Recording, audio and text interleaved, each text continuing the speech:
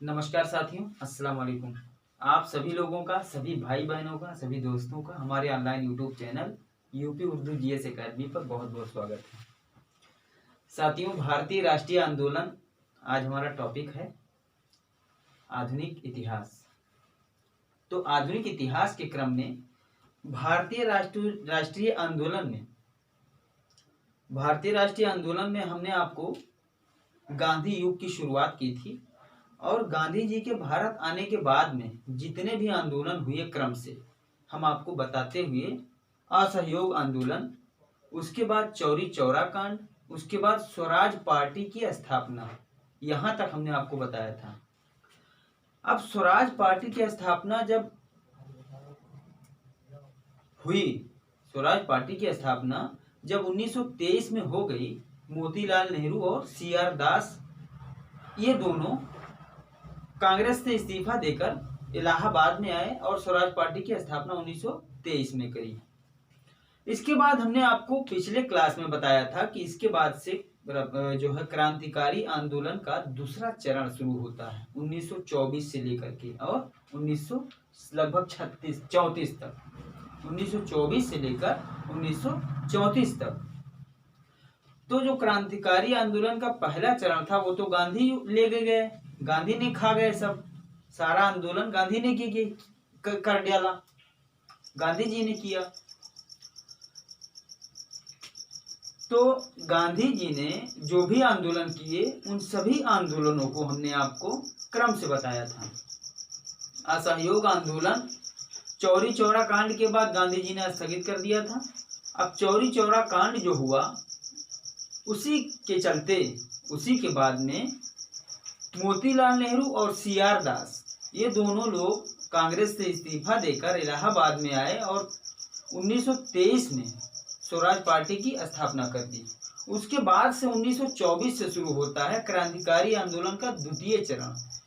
तो आप सभी लोगों से मेरा ये निवेदन है साथियों कि जो ये दूसरा चरण शुरू होता है 1924 से लेकर 1934 तक, इतना महत्वपूर्ण चरण है कि सारे एग्जामों में यही से क्वेश्चन पूछे जाते हैं। 1924 और 1934 के बीच से ही क्वेश्चन पूछे जाते हैं। अभी आपको पता चल जाएगा, इतना पॉइंट है इसमें कि आप लिखते लिखते थक जाएंगे। इतना पॉइंट है, इतनी घटनाएं हैं। सारे पेपरों में क्वेश्चन 80% यहीं से आता है, बाकी 20% इधर उधर से आता है, लेकिन 80% लगभग 75 से 80% इसी 1924 से और 1934 के बीच से क्वेश्चंस पूछे जाते हैं। तो सर्वप्रथम अगर हम देखें तो 1924 से हमने कहा कि क्रांतिकारी चरण का दूसरा चरण शुरू होता है, क्रांतिकारी आंदोलन का दूसरा क्रम शुरू होता है 1924 से 1934 तक। तो समझते रहिए, बहुत ही आराम से हम आपको पढ़ाएंगे आज। अक्टूबर 1924 में पूछा जाता है, जो लाइन मैं आपको बताने वाला हूँ ये परीक्षाओं में पूछा जाता है, कई सारी परीक्षाओं में ये पूछा भी गया है। क्या अक्टूबर 1924 में हिंदुस्तान रिपब्लिकन एसोसिएशन की स्थापना हुई। पूछा जाता है हिंदुस्तान रिपब्लिकन एसोसिएशन की स्थापना कब हुई? तो हिंदुस्तान रिपब्लिकन एसोसिएशन की स्थापना 1924 में हुई। इसके साथ एक प्रश्न और बनता है कि किन लोगों ने हिंदुस्तान रिपब्लिकन एसोसिएशन की स्थापना की? तो उन लोगों का नाम हम आपको बता दें। पहला नाम आता है सचिंद्र सान्याल, ये पहला नाम है सचिंद्र सान्याल, ध्यान में रखिएगा। और आप चाहें तो नोट कर लें साथियों, बहुत ही इंपॉर्टेंट है। जो दूसरा चरण है क्रांतिकारी आंदोलन का 1924 से 1934 तक, बहुत ही इंपॉर्टेंट है, मैं बार बार इसीलिए कह रहा हूं।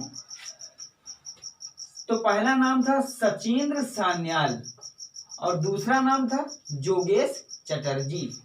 सचिंद्र सान्याल, दूसरा नाम जोगेश चटर्जी और तीसरा नाम राम प्रसाद बिस्मिल।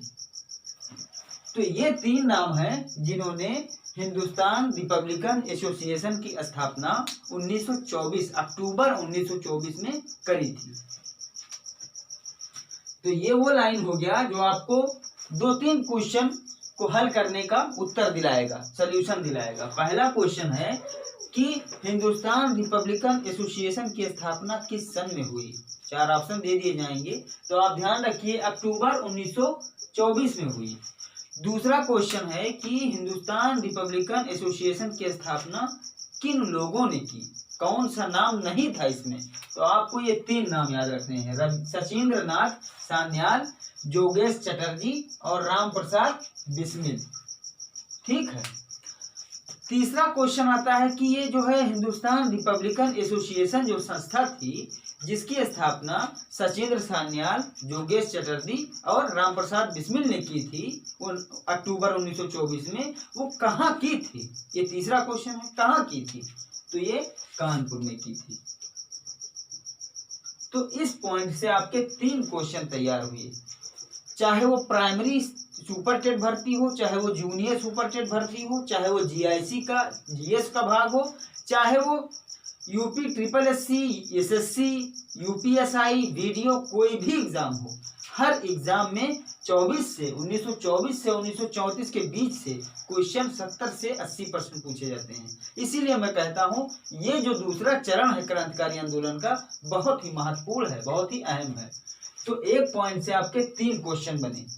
अब दूसरे पॉइंट पे अगर हम चलें, आपने सुना होगा काकोरी कांड, ट्रेन लूटी गई थी। तो ये जो संस्था बनी थी ना हिंदुस्तान रिपब्लिकन एसोसिएशन, इसी संस्था ने लखनऊ के काकोरी नामक स्थान पर ट्रेन का नाम भी दिया है, देखिए 8 डाउन ट्रेन है ये, काकोरी नामक स्थान पर 8 डाउन ट्रेन को लूटा था। कब लूटा? 9 अगस्त 1925 को, 9 अगस्त 1925 को। अब इसमें से क्वेश्चन बनते हैं, देख लीजिए, पूछा जाता है कि काकोरी नामक जो कांड हुआ, जो ट्रेन लूटी गई, उसमें किस संस्था ने ये काम किया, तो किसने किया? हिंदुस्तान रिपब्लिकन एसोसिएशन संस्था ने। दूसरा क्वेश्चन यहीं से बनता है कि कब काकोरी कांड कब हुआ, किस डेट में हुआ। आपको 4 विकल्प दे दिए जाएंगे और पूछा जाएगा कि कौन से डेट में हुआ था, तो आपको हमेशा याद रखना है कि 9 अगस्त 1925 को 8 डाउन ट्रेन को डकैती उस पर डाली गई और लूटा गया। इसी को क्या कहते हैं? काकोरी कांड। तो आप ये जान गए कि काकोरी कांड, जो भी कांड हुआ था काकोरी कांड, जिसको काकोरी कांड कहा जाता है, वो किन लोगों ने की थी, संस्था कौन सी थी? Hindustan Republican association. कब हुई थी ये घटना? 9 अगस्त 1925 को हुई थी। कहां पर हुई थी? लखनऊ के काकोरी कांड में, लखनऊ के काकोरी नामक स्थान पर। तो यहां से भी आपके 3 क्वेश्चन बने। हर पॉइंट से क्वेश्चन निकल के सामने आएंगे और यही सब क्वेश्चन अभी आगे और भी बहुत ही महत्वपूर्ण क्वेश्चन है साथियों। इतने महत्वपूर्ण क्वेश्चन है कि आप सोच भी नहीं सकते, विश्वास भी नहीं कर सकते, इतने महत्वपूर्ण क्वेश्चन हैं। फिर आगे चलते हैं। काकोरी कांड के बाद में 1928 में दिल्ली के फिरोज शाह कोटला नामक मैदान पर, दिल्ली के फिरोज शाह कोटला नामक मैदान पर हिंदुस्तान सोशलिस्ट रिपब्लिकन एसोसिएशन की स्थापना हुई। कानपुर में किसकी स्थापना हुई थी? किस संस्था की? हिंदुस्तान रिपब्लिकन एसोसिएशन की। लेकिन दिल्ली के फिरोज शाह कोटला मैदान में किसकी स्थापना हुई? Hindustan socialist Republican association. तो इस चीज को याद रखिएगा, थोड़ा सा बड़ा नाम है, इससे ये थोड़ा सा बड़ा नाम है क्योंकि ये कानपुर में हुई थी इसकी स्थापना, इसलिए छोटा। अब ऐसे ही समझ लीजिए, याद करने के लिए मैं बता रहा हूँ कि कानपुर छोटा शहर है, दिल्ली बड़ा शहर है, तो छोटे शहर में छोटा नाम वाला स्थापना हुआ था हिंदुस्तान रिपब्लिक एसोसिएशन। दिल्ली में चूंकि बड़ा शहर है तो दिल्ली में बड़ा नाम वाला स्थापना हुआ था Hindustan socialist Republican association. Socialist इसमें बढ़ गया है। याद करने का तरीका मैं बता रहा हूँ ऐसे ही। तो दिल्ली के फिरोज शाह कोटला मैदान में हिंदुस्तान सोशलिस्ट रिपब्लिकन एसोसिएशन की स्थापना हुई थी। किसने की थी? बहुत ही महत्वपूर्ण नाम है। भगत सिंह, सुखदेव, भगवती चरण बोरा और चंद्रशेखर आजाद। 4 नाम थे इसमें। पहला भगत सिंह, दूसरा सुखदेव, तीसरा भगवती चरण बोरा और चौथा चंद्रशेखर आजाद। तो आप ये जान गए। यहाँ से देखिए कितने क्वेश्चन बनते हैं। मैं क्वेश्चंस को आपको बता दे रहा हूँ कि कौन कौन से क्वेश्चन बनते हैं यहाँ से। पहला क्वेश्चन तो ये बना कि हिंदुस्तान सोशलिस्ट रिपब्लिक एसोसिएशन की स्थापना कब हुई। तो आप कहेंगे 1928 में हुई। ये सुमेलित करने के लिए भी 4 संस्थाएं दे दी जाएंगी और कहा जाएगा कि इसको सुमेलित करिए तीर लगा के। तो आपको याद रहेगा तब ना सुमेलित करेंगे। इसलिए मैं बता रहा हूँ 1928 में इसकी स्थापना हुई। किसकी? हिंदुस्तान सोशलिस्ट रिपब्लिक एसोसिएशन की।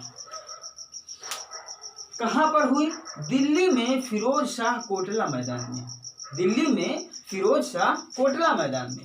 फिर आगे देखिए, फिर वहीं पर क्वेश्चन पूछ लिया जाएगा कौन सा नाम इसमें नहीं था, इसकी स्थापना में कौन सा नाम नहीं था, या इसकी स्थापना में कौन कौन सा नाम था। तो नाम पहला है भगत सिंह, दूसरा है सुखदेव, तीसरा है भगवती चरण बोरा और चौथा है चंद्रशेखर आजाद। तो यहाँ से भी आपके लगभग 3 या 4 क्वेश्चन बने, 3 या 4 क्वेश्चन। तो इस तरह से आपके हर पॉइंट में क्वेश्चन आपको मिलेंगे। इसीलिए मैंने कहा था कि 1924 से लेकर के 1934 का जो काल है, क्रांतिकारी आंदोलन का जो द्वितीय चरण है, बहुत ही महत्वपूर्ण है। तो आगे चलते हैं। 1927 में आप सभी लोग जानते हैं 1927 में साइमन कमीशन आया था। अच्छा, साइमन कमीशन आया क्यों था? इसके पहले वाले क्लास में हमने आपको बताया था कि 1919 में एक ऐसा एक्ट आया था भारत में जो चुनाव कराने की प्रक्रिया में से सम्मिलित था। चुनाव कराने की प्रक्रिया से संबंधित था। 1919 का जो एक्ट आया था, 1919 के एक्ट का जो है उसका विवेचना करने के लिए, उसमें सुधार करने के लिए, उसमें क्या सही है क्या गलत है, ये चीज देखने के लिए एक कमेटी बनी साइमन की अध्यक्षता में। और उस कमेटी में 8 जो सदस्य थे वो सारे सदस्य अंग्रेज सदस्य थे। तो 1927 में जो साइमन कमीशन आया वो इसीलिए आया था कि 1919 के एक्ट की समीक्षा की जा सके। तो 1919 के एक्ट की समीक्षा करने के लिए ही साइमन कमीशन आया। उसके अध्यक्ष साइमन खुद थे और उसमें 8 सदस्य थे और वो 8 के 8 सदस्य यूरोपीय थे, मतलब अंग्रेजी थे। इसीलिए भारत में उसका विरोध होने लगा और बहुत पुरजोर विरोध हुआ। भारत में बहुत तेज विरोध हुआ उसका। 1927 में साइमन कमीशन आया। किस लिए आया? 1919 के एक्ट की समीक्षा करने के लिए। लेकिन इसके जो भी सदस्य थे वो एक भी भारतीय नहीं था इसमें। अतः भारत में विरोध होने लगा, बहुत पुरजोर विरोध हुआ। और ये भी पूछा जाता है कभी कभी कि जो साइमन कमीशन आया था 1927 में, उसने अपनी रिपोर्ट कब दी। तो ये चीज ध्यान में रखिएगा कि साइमन कमीशन ने अपनी रिपोर्ट 27 मई 1930 को दी। 27 मई 1930 को अपनी रिपोर्ट दी। तो रिपोर्ट कब दी ये चीज आप जान लीजिए, क्योंकि यहाँ से भी आपके लगभग 3 या 4 क्वेश्चन बनते हैं। साइमन कमीशन कब आया? 1927 में। पहला क्वेश्चन यही हो गया। किस लिए आया था? 1919 के एक्ट की समीक्षा करने के लिए। इसके सदस्यों में कौन था इसका अध्यक्ष? तो इसका अध्यक्ष खुद साइमन था, एक अंग्रेजी अधिकारी था। सदस्य इसमें 8 थे और साथ ही साथ इसमें एक भी भारतीय सदस्य नहीं था। इसलिए इसका भारत में विरोध होने लगा। रिपोर्ट इसने अपनी, साइमन कमीशन ने अपनी रिपोर्ट 27 मई 1930 को दी। पूछा जाता है। तो यहाँ से आपके 3-4 क्वेश्चन तैयार हो गए। अब अगले पॉइंट पे आते हैं। 1927 में तो आ गया था ये, तभी से विरोध शुरू होने लगा था। 1927 के बाद से साइमन कमीशन का विरोध शुरू हो गया। इसी क्रम में, विरोध के क्रम में 1928 को जो पंजाब केसरी थे जो लाला लाजपत राय, वो भी विरोध में थे। चूंकि लाठियां चल गई थी, एक जगह पर विरोध हो रही थी और वहां पर पंजाब केसरी लाला लाजपत राय भी थे। तो इनके सर पर लाठी लग गई थी, जिसकी कारण इनकी मृत्यु हो गई। लिखा हुआ है कि 1928 में साइमन कमीशन का विरोध करते समय पंजाब केसरी जो लाला लाजपत राय थे, उनके सर पर चोट लग गई थी। इसके वजह से वो इस विरोध में लाठियां पड़ने की वजह से मारे गए, उनकी मृत्यु हो गई, उनकी मृत्यु हो गई। तो पूछा जाता है कि 1928 में लाला लाजपत राय कैसे मरे थे, या 1928 में साइमन कमीशन का विरोध करते हुए कौन एक ऐसा नेता था जिसको पंजाब केसरी के नाम से जाना जाता है, उसकी मृत्यु हो गई थी। तो लाला लाजपत राय। अच्छा, जब मृत्यु हो गई तो इसका बदला कैसे लिया गया वो देखिए। सैंड्रस एक था अधिकारी, अंग्रेज अधिकारी सैंड्रस। तो सैंड्रस को भगत सिंह, चंद्रशेखर और राजगुरु, भगत सिंह, चंद्रशेखर और राजगुरु, इन तीनों लोगों ने सैंड्रस की हत्या कर दी। हत्या करके फिर जो है लाला लाजपत राय की मृत्यु का बदला लिया।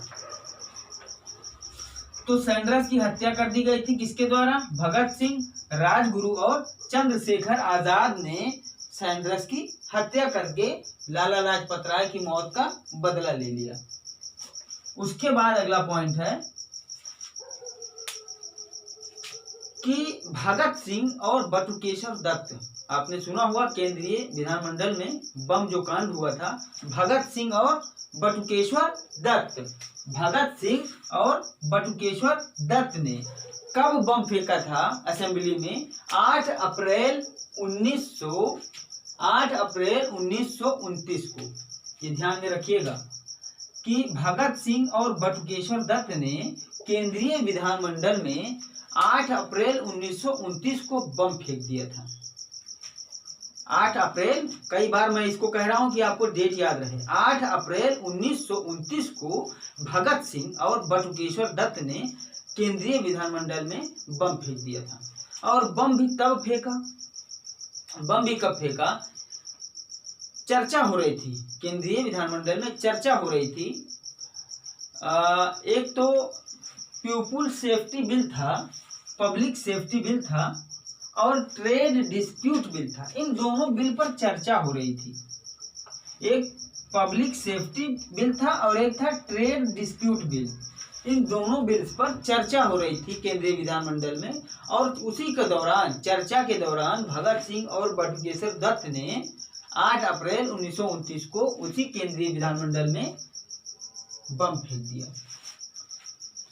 और 1929 को ही, 8 अप्रैल 1929 को ही भगत सिंह ने एक नारा दिया इंकलाब का। भगत सिंह ने इंकलाब का नारा दिया। तो पूछा जाता है कि इंकलाब का नारा किसने दिया? तो भगत सिंह ने दिया। विधानमंडल, केंद्रीय विधानमंडल में बम किसके द्वारा फेंका गया था? भगत सिंह और बटुकेश्वर दत्त के द्वारा। विधानमंडल, केंद्रीय विधानमंडल में बम कब फेंका गया था? 8 अप्रैल 1929 को। तो इतने सारे क्वेश्चंस हो गए यहाँ से। उस समय कौन सी चर्चा हो रही थी? पब्लिक सेफ्टी बिल और एक ट्रेड बिल और एक पब्लिक सेफ्टी बिल पर चर्चा हो रही थी, ट्रेड डिस्प्यूट बिल। तो ये हो गया। भगत सिंह ने इंकलाब का नारा भी दिया। अच्छा, इंकलाब के बारे में अल्लामा इकबाल का एक नज़म है, बांगे दरा, मजमुआ है बांगे दरा, उसमें भी इंकलाब शब्द का नाम आया है, बांगे दरा में भी। अब यहां तक हो गया।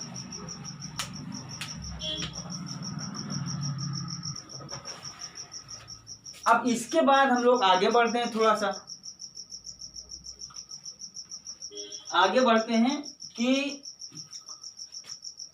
भगत सिंह को लाहौर षड्यंत्र केस में कब फंसाया गया, पूछ लिया जाता है प्रश्न।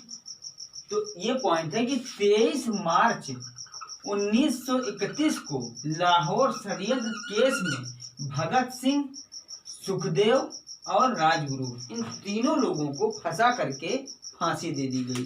भगत सिंह और सुखदेव और राजगुरु, भगत सिंह, सुखदेव और राजगुरु को लाहौर षड्यंत्र केस में कब?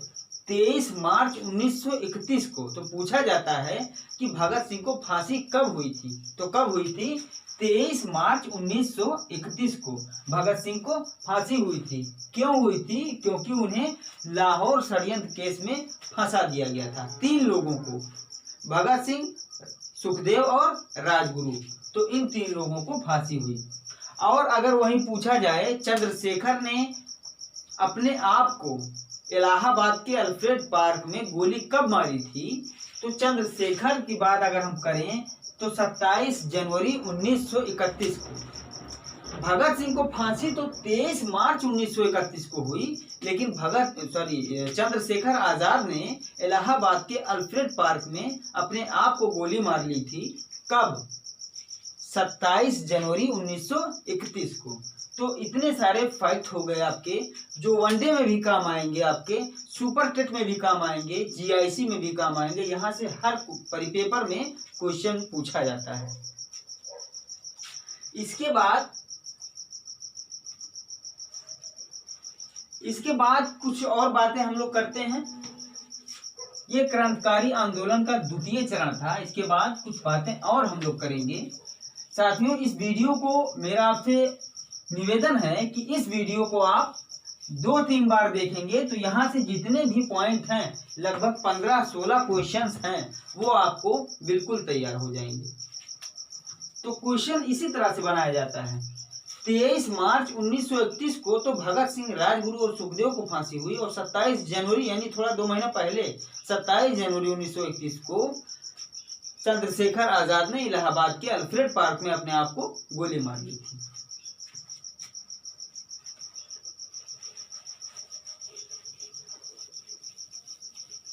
एक पॉइंट और इसमें जरूरी है जो मैं आपको बताऊंगा कि बंगाल में जो है एक सूर्यसेन नाम के व्यक्ति थे।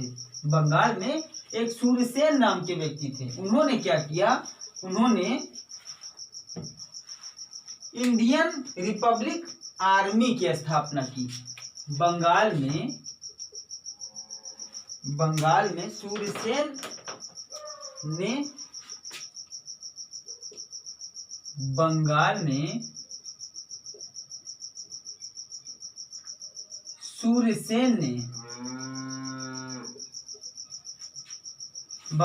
सूर्यसेन ने इस नाम को याद रखिएगा, पूछा जाता है।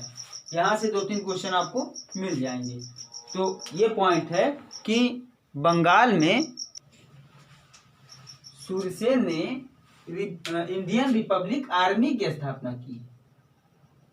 इंडियन रिपब्लिक आर्मी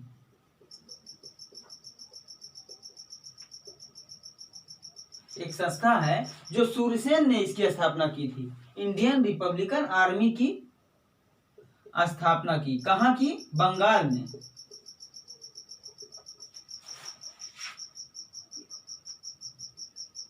इस संस्था ने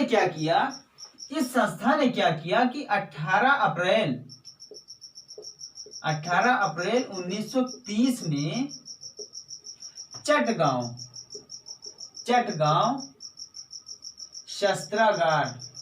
शस्त्रागार पर कब्जा कर लिया। और ये जो संस्था थी, ये सूर्यसेन की संस्था थी।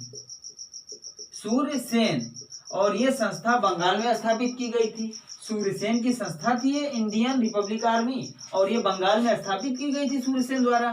तो इस संस्था ने क्या किया कि 18 अप्रैल 1930 को, पॉइंट नोट करिएगा, 18 अप्रैल 1930 को चटगांव शस्त्रागार पर कब्जा कर लिया। चटगांव में एक शस्त्रागार था अंग्रेजों का, उस पर कब्जा कर लिया, आक्रमण करके कब्जा कर लिया। और इसी को चटगांव शस्त्रागार कांड कहा जाता है। इसी को चटगांव शस्त्रागार कांड कहा जाता है। फिर क्या हुआ? फिर वही हुआ जो सबके साथ होता है। अंग्रेजों ने सूर्यसेन को पकड़ करके फांसी दे दी। यही होता था। तो इनकी ये जो संस्था है, इस संस्था के बारे में क्वेश्चंस पूछे जाते हैं। सूर्यसेन का नाम याद रखेंगे आप। बंगाल में स्थापना हुई थी। कौन सा कांड इन्होंने किया था? तो शस्त्रागार, चटगांव शस्त्रागार कांड इन्होंने किया था। तो ये जो चीजें हो गई, ये आपके लिए बहुत ही अहम चीजें हैं। और इसी के साथ साथ दो इंपॉर्टेंट पॉइंट और यहाँ पे लिख लीजिए कि जो सचिंद्र सान्याल हैं, सचिंद्र सान्याल,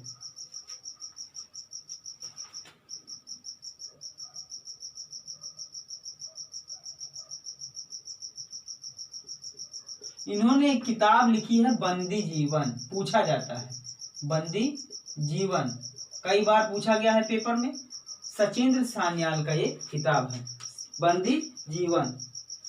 और भगवती चरण बोरा एक है, ये हिंदुस्तान सोशलिस्ट रिपब्लिकन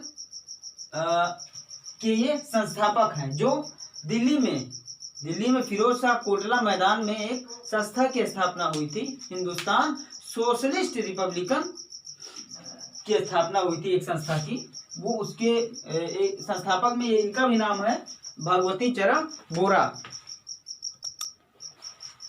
तो हिंदुस्तान सोशलिस्ट रिपब्लिकन एसोसिएशन, जो दिल्ली के फिरोज शाह कोटला में जिसकी स्थापना की गई थी, उसमें भगवती चरण बोरा भी स्थापना करने में थे। भगवती चरण बोरा, तो इन्होंने भी एक किताब लिखा है।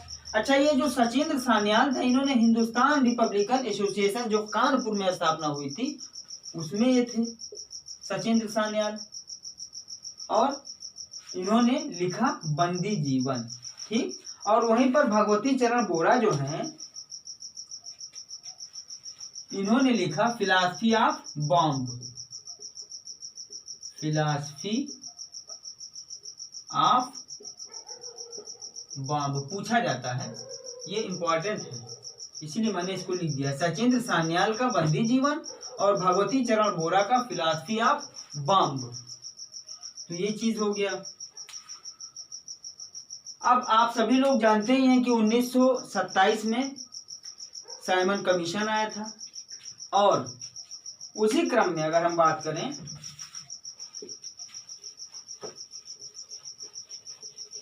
तो ये जो मुख्य बातें थी, हमने आपको बहुत सारी चीजें बताई। यहाँ से आपको लगभग 20 से 25 क्वेश्चंस आपके तैयार हो जाएंगे। और आप इन सब टॉपिक को, ये वीडियो आप दोबारा तिबारा देख डालिएगा साथियों, जिससे आपके 20 से 25 और 30 क्वेश्चन तैयार हो जाए। अभी मैं आपको थोड़ा सा और बताऊंगा। जब साथियों साइमन कमीशन आया था 1927 में, और उसकी जो समिति थी उसमें एक भी सदस्य भारतीय नहीं थे, तो इसी क्रम में कांग्रेस ने अपनी एक नेहरू रिपोर्ट जारी की। नेहरू रिपोर्ट 1928। पूछा जाता है कि नेहरू रिपोर्ट कब आया, तो 1928 में आया। इसी में एक अंग्रेज थे Lord बर्केनहेड, Lord बर्केनहेड, Lord बर्केनहेड।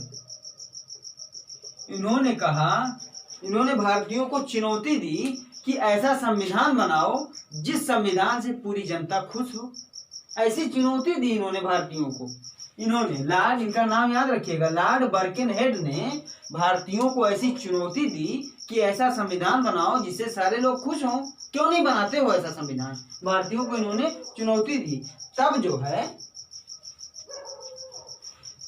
Nehru ji की अध्यक्षता में, नेहरू की अध्यक्षता में 9 सदस्यीय कमेटी, 9 सदस्यीय कमेटी बनी, कमेटी बनी, 9 सदस्यीय कमेटी बनी नेहरू की अध्यक्षता में। जब इस लॉर्ड बर्केनहेड ने चुनौती दी भारतवासियों को कि क्यों नहीं एक संविधान बना पाते हो अपना, कि जिससे भारतीयों के लिए जो है वो भारत के लिए हो, भारतीय खुश हों, तब एक चुनौती को स्वीकार करते हुए नेहरू ने एक कमेटी बनाई, उसको कहते हैं नेहरू की अध्यक्षता में एक 9 सदस्यीय, ध्यान रखिएगा ये 9 सदस्यीय कमेटी बनाई, 9 सदस्यीय कमेटी बनी। और साथ ही साथ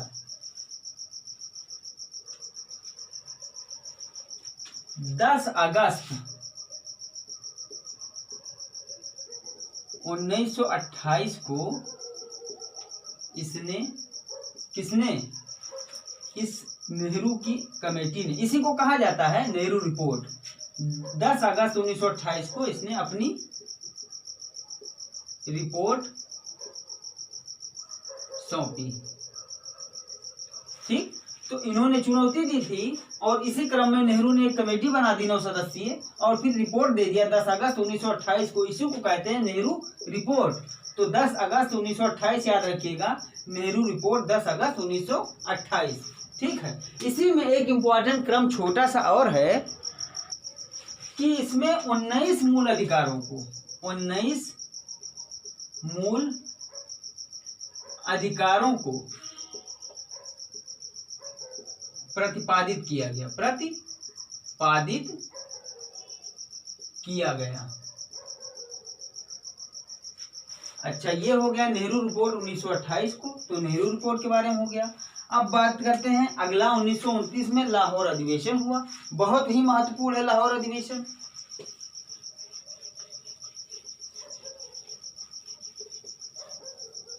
तो जितनी भी घटनाएं हुई हैं 1924 के बाद से, उन सारी घटनाओं को हम आपको बताते चल रहे हैं। लाहौर अधिवेशन, लाहौर अधिवेशन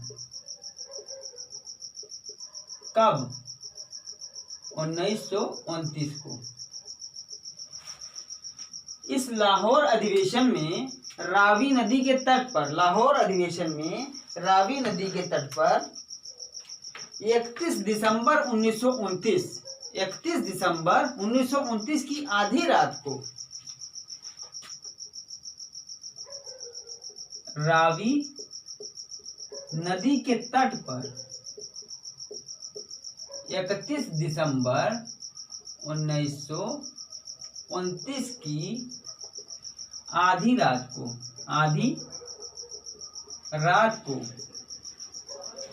तिरंगा झंडा पहली बार फहराया गया। किसके द्वारा? नेहरू जी के द्वारा।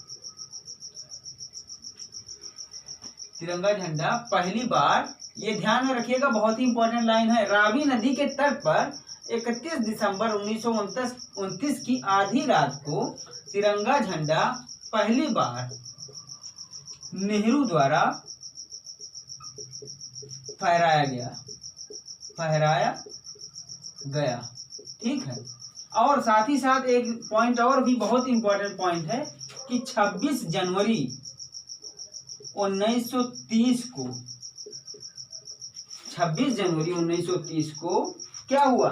पहली बार स्वतंत्रता दिवस के रूप में मनाया गया। पहली बार स्वतंत्रता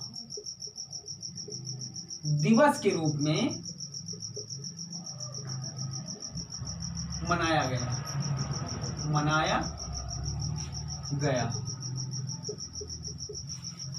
तो इतनी सारी बातें आपको हमने बताई।